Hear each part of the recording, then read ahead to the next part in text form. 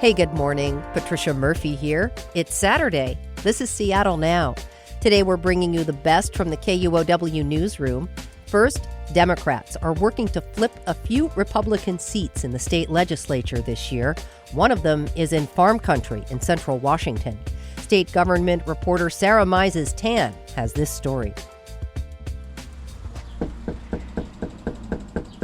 The sun is beating down on us as Giovanni Severino and I are door knocking in Yakima. No dogs are coming, so... We're in the heart of the 14th Legislative District, the most Latino district in the state.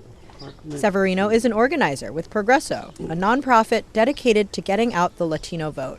He's walking house to house with a plastic clipboard. So these are our shields. I like to call them our shields because they become shields sometimes. And then inside, we have a sample ballot with us to show people what the ballot looks like. This district is one of a handful that state Democrats are trying to win in November. There are 2 state house seats up for election here that typically go to Republicans. Democratic strategists, like Stephen Paolini, say dissatisfaction with Republicans on a national scale could push more people to vote blue this fall. So in general, this year is worse for Republicans. It's a midterm year after they just won the presidency, not just in the congressional level, but also at the local level as well. But Yakima presents both a challenge and an opportunity for Democrats. It's a deeply Republican district, but it also has very low voter turnout.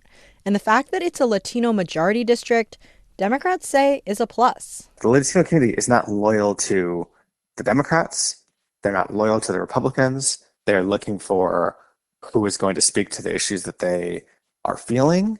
And I think this year we have a great opportunity as Democrats to really dive into that. Yakima resident Xochitl Flores is one of those swing voters. She doesn't identify as Democrat or Republican. She runs a daycare on a quiet neighborhood block and talks to us after all the kids have gone home. She says she's most worried about immigration this election season. People doesn't want to even go out on the streets. Everybody is a human and everybody deserves to be able to go outside and feel free. That's why we came to this country. When we ask if she knows who represents her in Olympia, I am not aware of that. I should, but I'm not. I'm just being busy with children and I've been busy with the school, so I haven't had a lot of time to do that. This fall, she'll see Republican incumbents Gloria Mendoza and Deb Monjaras on her ballot, along with Democratic challengers Chelsea Demas and Ezekiel Morfin. Another reason why Democrats see these House seats as vulnerable is because of how the district's boundaries are drawn. Several years ago, the state redrew its electoral maps. Many of central Washington's Latino votes used to be spread over 2 legislative districts and are now in just 1. But State Republican Party Chair Jim Walsh says Yakima Democrats don't have a chance. Republicans have prevailed here since redistricting, and Walsh says they'll probably keep winning. They've done a good job representing the people of their district and have earned the goodwill of the people to be reelected. Nothing has changed. I mean, we'll see what happens in November, but no, the Washington State Republican Party does not consider the 14th district particularly vulnerable. At the end of the day, this all means canvasser Giovanni Severino has his work cut out for him, door knocking under the hot Yakima sun. In Yakima, I'm Sarah Mises-Tan. Next, artificial intelligence is evolving rapidly, and many local governments are trying to figure out how or if they should be using it. In Snohomish County, local leaders are trying a new experiment by convening what's known as a civic assembly. It's an uncommon model of direct democracy. For 3 weekends this spring, they tasked 29 randomly selected county residents with deliberating on AI and coming up with policy recommendations. KNKX Murrow News fellow Nate Sanford went inside the entire process. Last year, I wrote a series of articles about how local government workers in Everett had used ChatGPT for a variety of tasks. The series raised questions about transparency, and it also caught the eye of local leaders in Snohomish County. That reporting actually was the thing that kicked off the Civic Assembly on this particular issue. Jillian Youngblood is the director of Civic Genius, the group facilitating the assembly in Snohomish County. Youngblood says the goal is to empower everyday people to help create policies. They can learn about something, discuss it in good good faith with other people in their communities and have a tangible impact on government. Members of the Snohomish County Council say they'll take the Assembly's recommendations seriously and consider adopting them into law. But before that can happen, 29 random Snohomish County residents will need to find consensus on how they want their government to use AI. It's a tall order. On the first weekend, Youngblood addresses the group inside a classroom at Washington State University's Everett campus. And we're all on totally different learning curves here. So I know folks who came in not sure what an LLM was. And then there are folks here who are AI professionals and everything in between. It feels a bit like jury duty. The Assembly members were chosen to be demographically representative. Among the group, there's a police officer in training, a tech worker, a retired engineer, a social worker, and a middle school teacher. They're being paid $500 for their time. I really like the input that you had on this one. There are a few distinct camps forming among the participants. Some say they don't want to see their government using AI at all. Jessica Rhodes is a behavioral specialist at an elementary school. I mean, I really wanted to do this just because I am very against AI and I'm very against what it's doing to our environment. And I think that as a nation, we are getting way too ahead of ourselves. Other participants have a more optimistic view. Drew Vreitita is a software engineer.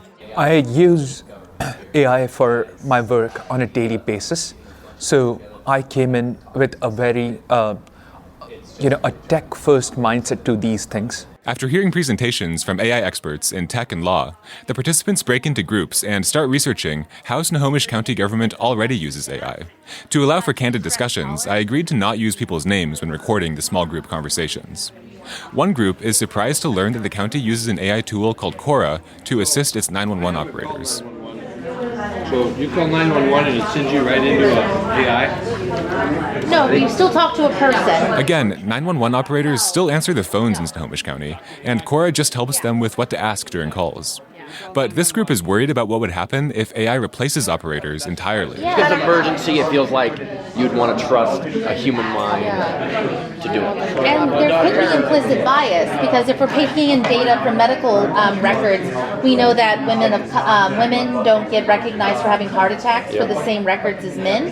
So as the second weekend begins, the participants are back in groups, doing an exercise called civic theater. Is there anything else I can help you with? I don't think you understand. This person might need help right now. Can I talk to a supervisor? They're acting out imagined scenarios related to the AI issues they're discussing. If this is a life-threatening emergency, please hang up and dial 911. Oh, you're not human. Of course. Can I please talk to a person? A freeze! After acting out a few more scenarios, the participants break into small groups and try coming up with conditions for the county's use of AI. Participant Hillary Morales says there are a few common ideas that everyone in the Civic Assembly seems to agree on. I'm really liking the fact that pretty much everybody hates AI calls. That's like the biggest thing I've seen is everybody's like, I never want to talk to a robot. I think we'll see the end of it with this council. I think we've done it. We've killed AI callers. The participants are also agreeing on big themes like transparency, accountability, and privacy. Consensus is starting to emerge, but the ideas are still a long way from actual policies. During the third weekend in early June, they met for a final time at Washington State University's Everett campus to put the ideas into actual policy recommendations for the county. Many participants came into the assembly with strong feelings for and against AI, but some say their views have shifted as they talked with other members. Assemblymember Drew Vreitita is a software engineer who frequently uses AI in his job. He sees it as a helpful tool, but he's come to appreciate the need for guardrails. I think my thought process has grown and to incorporate all the other social and other equitable aspects that I didn't come in originally thinking about. Hillary Morales describes herself as a bit of a Luddite and didn't want the county to use AI at all. I initially went in hoping I could basically just stop everything, which I understand is completely not an option. But what it really did was it helped me to better understand other people's thoughts and usages and processes. As the final weekend drags on, there are still some disagreements that need to be ironed out, like whether or not county employees should be allowed to use AI to respond to emails from constituents. We'll get to that in a minute. A few participants say they're frustrated by the narrow scope of the Civic Assembly. Jessica Rhodes says she wanted more time to talk about data centers and the environmental impacts of AI. They have been very dismissive about all of our environmental concerns, and every time someone brings up a concern, they're like, well, we're talking about this subject, so let's get back on point. We'll have time to talk about that later. Rhodes and a few other participants broke off and ended up writing up a list of environmental recommendations on their own time. After some back and forth, the facilitators agreed to include them as a separate appendix in the final report. Water restrictions, energy regulation, required to, supply their own energy for these data centers, required to not to be able to use eminent domain. On the final day of the assembly, the participants prepare to vote on which recommendations to pass on to the county. Snohomish County Councilmember Jared Mead shows up to watch. Some of the ideas are probably going to be crazy and unimplementable and too expensive and all the things.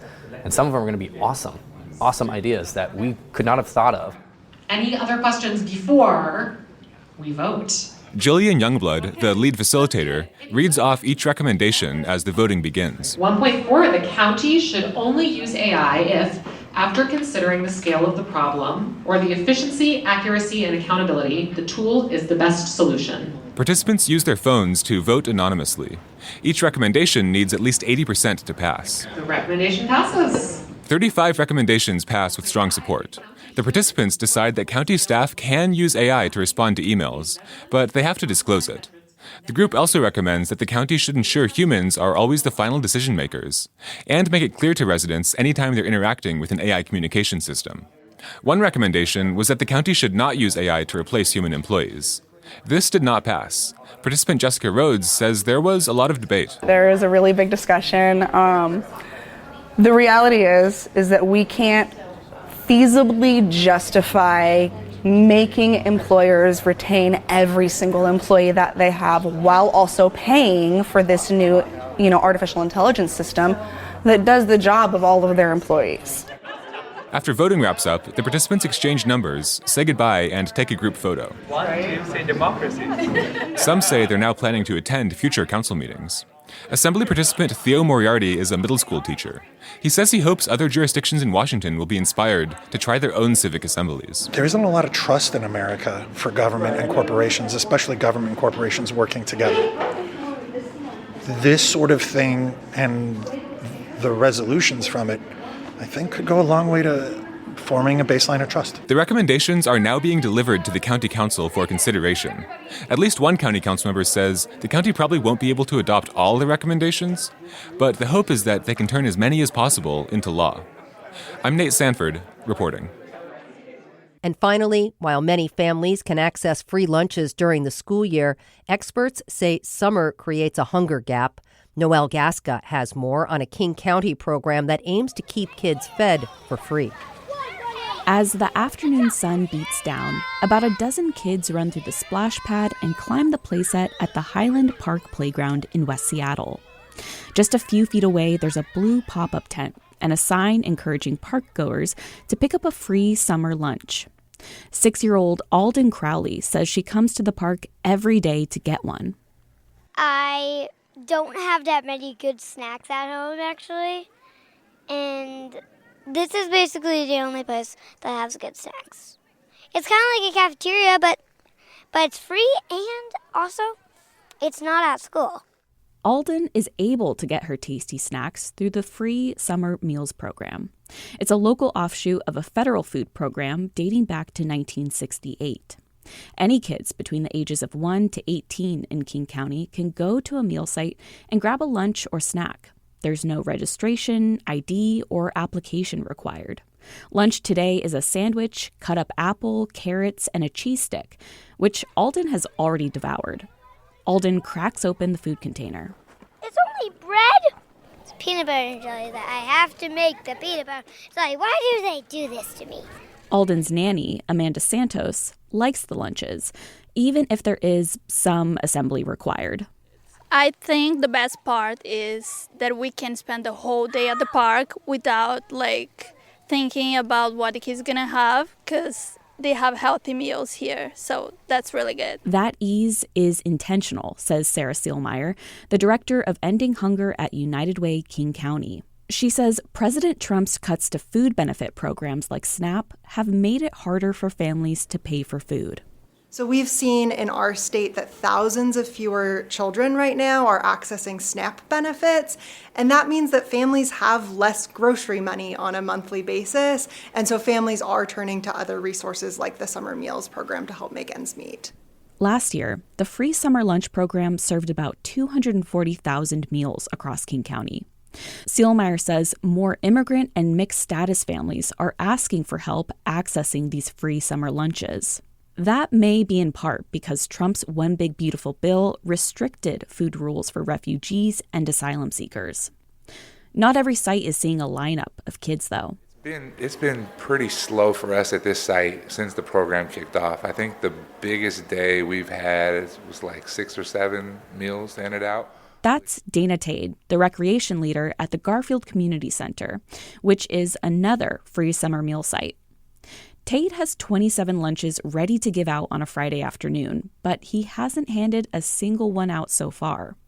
He's not sure why it's been so slow. But there is a federal rule for the summer meal program that requires all lunches to be eaten on site, and that kept Tade from giving out a meal earlier that day. The young man came for a lunch, gave it back. Because he was in a rush going wherever he was going.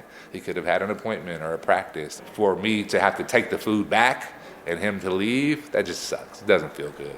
The meals only last for 3 days. By Monday, they'll be expired, says Tade. He won't let them go to waste. Whatever isn't eaten at the end of the day will be packed up and taken to a tiny house village nearby. Noelle Gasca, KUOW News. Appreciate you listening to Seattle Now, and thanks to our generous donors for your financial support. If you have a minute this weekend, rate and review the show. Our production team includes Caroline Chamberlain-Gomez, Vaughn Jones, Andy Hurst, Brooklyn Jamerson Flowers, and Paige Browning. Greg Kramer does our theme music. Seattle Now and KUOW Public Radio are members of the NPR network. I'm Patricia Murphy. See you soon.